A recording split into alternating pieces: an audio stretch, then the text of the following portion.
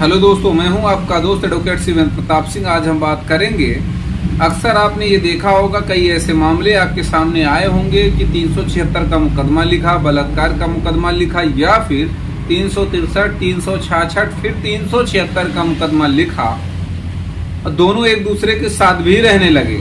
Jail गया, jail से आ गया छूट के, फिर शादी वादी कर लिया, फिर जैसा भी है कुल मिला के शादी करके वो लोग साथ रह रहे होते हैं, उसके बाद भी मुकदमे चल रहे हैं। तो आज हम बताएंगे कि वो मुकदमे कैसे खत्म हो सकते हैं, या अगर आप पीड़िता के साथ जीवन यापन कर रहे हैं या पीड़िता अभियुक्त के साथ राजी खुशी से जीवन यापन कर रही है, तो जो उसके खिलाफ, अभियुक्त के खिलाफ जो मुकदमे हैं, जो अभियुक्त के खिलाफ पीड़िता ने मुकदमा किया था, उसे समाप्त करके जीवन यापन करा जाए। कहने का मतलब, अगर मुकदमे चल रहे होते हैं, इसका मतलब आज नहीं कल वो जेल भी जा सकता है, उसे सजा भी हो सकती है, तमाम ऐसी दिक्कतों का सामना करना पड़ सकता है। तो ज़्यादा बेहतर, ज़्यादा अच्छा ये होगा कि अगर आप जब पीड़िता और अभियुक्त दोनों एक साथ रह रहे हैं, तो बहुत ही अच्छी बात है कि अगर जब साथ रह ही रहे हैं तो फिर मुकदमा किस बात का।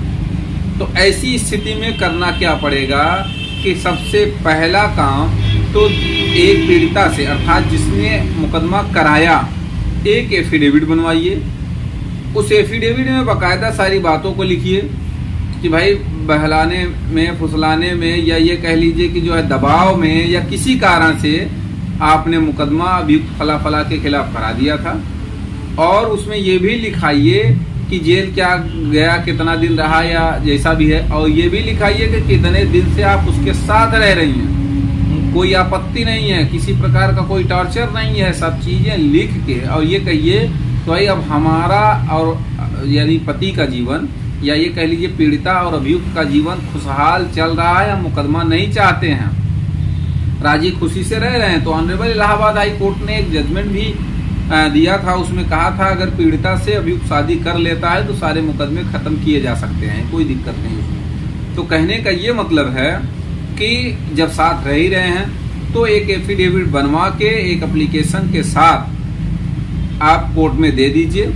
कोर्ट में देने के बाद उसमें एक लाइन ये भी लिखा दीजिए कि भाई जब कोर्ट को लगे हम आके दोनों पक्ष आके बयान दे दें, तो दोनों लोगों को जाके उसमें बयान दे देना चाहिए। बयान पीड़िता का भी करा देना चाहिए कि भाई अब हम कोई मुकदमा चाहते नहीं, दोनों एक साथ रह रहे हैं, पति पत्नी का जीवन बिता रहे हैं, किसी प्रकार कोई दिक्कत नहीं है, कोई दबाव नहीं है। हम कहने का ये मतलब कि जो आपका मुकदमा है, आप अपनी तरफ से गवाही होगा, अगर कोर्ट को लगता है कि इसमें खत्म कर देना चाहिए तो खत्म कर देगा। अगर कोर्ट कहती है तो भाई एक आध दो गवाही भी करा दीजिए। जब मामला खत्म ही है, एक दूसरे के साथ ही रहना है, तो भाई मुकदमेबाजी का क्या मतलब है। तो क्या करिए कि आप, लड़की भी एक आध दो गवाही करा दे, लड़का भी एक आध दो गवाही करा दे, अपनी तरफ से गवाही करा के मुकदमे को खत्म कर दिया जाए। और वरना अगर ऐसे ही चलता रहा, मुकदमे चलते रहें, तो भाई जेल जाने की भी नौबत आ सकती, सजा भी हो जाती। अक्सर लोगों, कई हमारे सब्सक्राइबर दोस्तों ने फोन करके पूछा, कमेंट करके पूछा कि साहब हम लोग तो एक साथ रह रहे हैं दोनों, अब फिर भी मुकदमा चल रहा है, कहा जाता है खत्म कराने के लिए, तो कुछ समझ में नहीं आ रहा है कि क्या करें, कैसे करें, कैसे खत्म होगा। तो कहने का ये मतलब है कि भैया जब साथ रह रहे हो, पीड़िता के साथ रह रहे हो, पीड़िता भी अभियुक्त के साथ खुशहाल है, तो फिर मुकदमेबाजी किस काम की। तो मुकदमा इस तरह से आप खत्म भी करा सकते हैं। उम्मीद करता हूँ, आशा करता हूँ आज की यह जानकारी आपको बेहद पसंद आई होगी। अगर जानकारी पसंद आई तो अपने दोस्तों में शेयर करिए।